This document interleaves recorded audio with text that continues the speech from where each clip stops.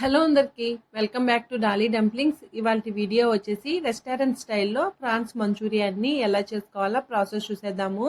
చాలా టేస్టీగా ఉంటుందండి, మీరు కూడా తప్పకుండా ట్రై చేసేయండి. దీనికోసం ముందుగా నేను ఇక్కడ 1/2 kg ప్రాన్స్ని తీసుకొని శుభ్రంగా క్లీన్ చేసి తీసుకున్నాను. అలాగే నేను ఇక్కడ కాస్త పెద్ద సైజ్ ప్రాన్స్ని తీసుకున్నానండి. ఈ ప్రాన్స్కి పై భాగాన కట్ చేసేసి ఒక నల్లటి దారంలా ఉంటుంది, దాన్ని తీసేసాను. అలాగే ఇదే విధంగా చివరి వరకు కట్ చేసి తీసుకోవాలి. ఇలా కట్ చేసి చేయడం వల్ల ఈ ప్రాన్స్ మంచూరియానికి ప్రాన్స్ ముక్క అనేది కాస్త పెద్దదిగా కనిపిస్తుంది. ఇప్పుడు వీటిని శుభ్రంగా వాష్ చేసుకున్న తర్వాత ఇప్పుడు ఎగ్ వైట్ని వేసుకోవాలి. అలాగే ఇందులోనే 1/2 టేబుల్ స్పూన్ మిరియాల పొడి, 1/2 టేబుల్ స్పూన్ వరకు సాల్ట్ని వేసుకోవాలి. సాల్ట్ని అయితే ఎక్కువ వేయొద్దండి, 1/2 టేబుల్ స్పూన్ అయితే సరిపోతుంది. ఇప్పుడు ఇందులో 2 టేబుల్ స్పూన్లు కార్న్ఫ్లోర్, అలాగే 2 టేబుల్ స్పూన్లు మైదా వేసుకోవాలి. నేను ఇక్కడ 1/2 టేబుల్ స్పూన్ వరకు కాశ్మీరీ రెడ్ చిల్లీ పౌడర్ని యాడ్ చేస్తున్నానండి. ఇది ఆప్షనల్.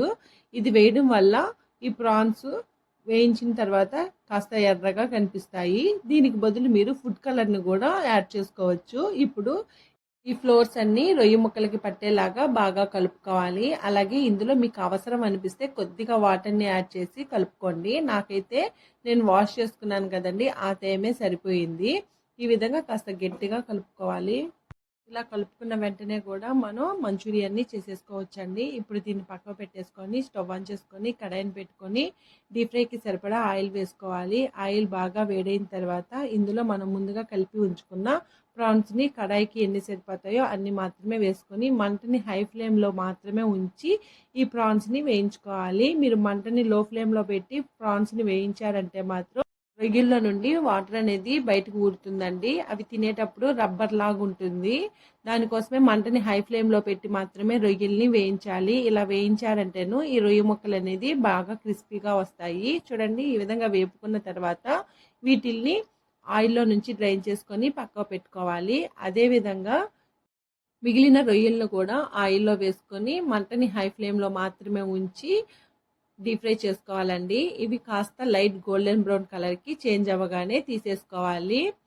అలాగే మనం వేయించుకున్న ఈ ఆయిల్ ఉంటుంది కదండి, మీరు ఏదైనా నాన్ వెజ్ కర్రీస్ చేసేటప్పుడు కానీ ఆమ్లెట్లు వేసేటప్పుడు కానీ ఈ ఆయిల్ని యూజ్ చేసేసుకోండి. మళ్ళీ డీప్ ఫ్రై చేయడానికి మాత్రం అస్సలకి యూజ్ చేయొద్దు. అలాగే అన్ని రొయ్యల్ని వేపుకున్న తర్వాత ఇప్పుడు ఇదే స్టవ్ మీద మరో కడాయిని పెట్టుకోవాలి. ఇందులోనే 2 టేబుల్ స్పూన్లు ఆయిల్ వేసుకొని ఆయిల్ బాగా వేడైన తర్వాత సన్నగా కట్ చేసి పెట్టుకున్న అల్లం ముక్కలు అలాగే వెల్లుల్లి ముక్కల్ని వేసుకోవాలి. ఇందులోనే 2 పచ్చిమిర్చిని సన్నగా కట్ చేసి వేసుకోవాలి. ఒక మీడియం సైజు ఆనియన్ని పెద్ద ముక్కలుగా కట్ చేసి వేసుకొని కొన్ని క్యాప్సికమ్ ముక్కల్ని వేసుకొని మంటని హై ఫ్లేమ్లో ఉంచి టాస్ చేసుకోవాలండి.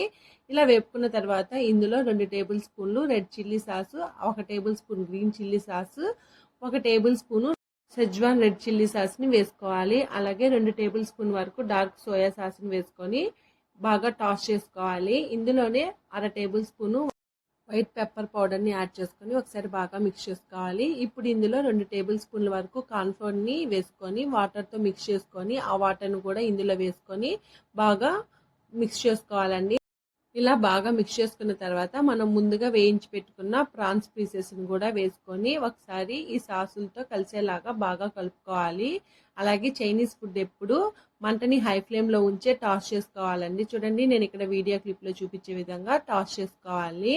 ఇలా కలుపుకున్న తర్వాత మీకు స్పైస్ ఎక్కువ కావాలంటే మరో 1/2 టేబుల్ స్పూన్ వరకు బ్లాక్ పెప్పర్ పౌడర్ని కూడా యాడ్ చేసుకోవచ్చండి. ఇప్పుడు ఇందులో 1 టేబుల్ స్పూన్ వరకు వెనిగర్ని యాడ్ చేసుకోండి. నేను ఇక్కడ వేయడం మర్చిపోయానండి, లాస్ట్లో యాడ్ చేశాను. అలాగే ఇందులో సన్నగా కట్ చేసుకున్న కొత్తిమీరని వేసుకొని టాస్ చేసుకోవాలి. అంతేనండి, ఇంకా స్టవ్ ఆఫ్ చేసేసుకొని దీన్ని వేడిగా సర్వ్ చేసుకోవడమే. మీకు ఇష్టమైన సాస్తో కానీ లేదా లెమన్ని ఆనియన్తో స్క్వీజ్ చేసుకొని తిన్నా చాలా బాగుంటుందండి. మీరు కూడా ఈ ప్రాన్స్ మంచూరియాన్ని తప్పకుండా ట్రై చేయండి. చూసారు కదా, ప్రాన్స్ మంచూరియాన్ని రెస్టారెంట్ స్టైల్లో ఎలా చేసుకోవాలో ప్రాసెస్ ఏందో. ఈ వీడియో మీకు నచ్చితే లైక్ చేయండి, షేర్ చేయండి, కామెంట్ చేయండి.